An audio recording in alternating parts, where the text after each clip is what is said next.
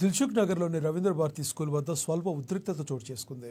రాష్ట్ర ఓబీసీ మోర్చా మహిళా convener Lakshmidevi, Malakpet BSP party నాయకులు, విద్యార్థుల పేరెంట్స్ ఆందోళనకు దిగారు.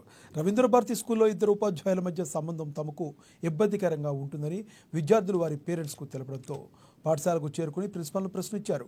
సమాచారం అందుకున్న మలక్పేట పోలీసులు అక్కడికి చేరుకుని ఇరువురికి సర్ది చెప్పారు. విద్యార్థుల భవిష్యత్తు దృష్టిలో పెట్టుకుని పనిచేయాలని పాఠశాల యాజమాన్యానికి సూచించారు. ఉపాధ్యాయులపై వచ్చిన ఆరోపణలపై విచారణ చేసి నిజమని తేలితే చర్యలు తీసుకుంటామని పాఠశాల యాజమాన్యం తెలిపింది. పిల్లలు కొన్ని ఇల్లీగల్ టీచర్స్ మధ్య ఉన్నటువంటి ఇల్లీగల్ యాక్టివిటీస్ నుంచి బాగా సఫర్ అవుతున్నారు. వాళ్ళు మెంటల్గా బాగా డిస్టర్బ్ అవుతున్నారు. ఆ మెంటల్గా డిస్టర్బ్ అవడం వల్ల వాళ్ళు ఏదైతే చదువు మీద ఉన్నారో ఎడ్యుకేషన్ మీద వాళ్ళు సరిగా కాన్సన్ట్రేట్ చేయలేకపోతున్నారు అనమాట. ఈవెన్ వాళ్ళు పేరెంట్స్తో కూడా చెప్పుకోలేనటువంటి పరిస్థితుల్లో ఉన్నారు.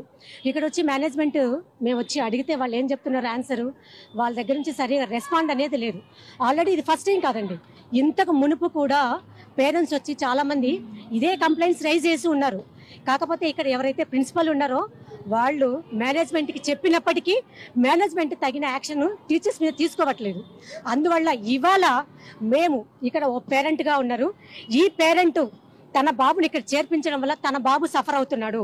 తను 10th క్లాస్ చదువుతున్నాడు. ఒక భావి భారతదేశానికి తయారు చేయవలసినటువంటి స్టూడెంట్స్ను ఇక్కడ ఏ విధంగా తయారు చేస్తున్నారో వాళ్ళని మెంటల్గా డిస్టర్బ్ చేస్తున్నారు. కొద్దిమంది అయితే ఏకంగా బాగా మెంటల్గా డిస్టర్బ్ అయ్యి సూసైడ్ చేసుకుంటామనేటువంటి పరిస్థితి కూడా వెళ్ళిపోయారు. అంటే ఒక రోల్ మోడల్గా ఉండాల్సినటువంటి విద్యాలయాలు ఏవైతే ఉన్నాయో అవి ఏ విధంగా మారుతున్నాయో మనం ఒకసారి ఆలోచించుకోవాలి. పేరెంట్స్ కూడా మేము చెప్పడం ఏంటంటే, దయచేసి మీ పిల్లలు ఏవైతే చెప్తున్నారో మీ దగ్గరకు వచ్చి కంప్లైంట్స్ వాటిని కొద్దిగా అబ్జర్వ్ చేయండి. ఇక్కడికి వచ్చి వాళ్ళతోటి మేనేజ్మెంట్ తోటి కూడా మీరు మాట్లాడండి. మీరు వాటిని లైట్గా తీసుకోవద్దు.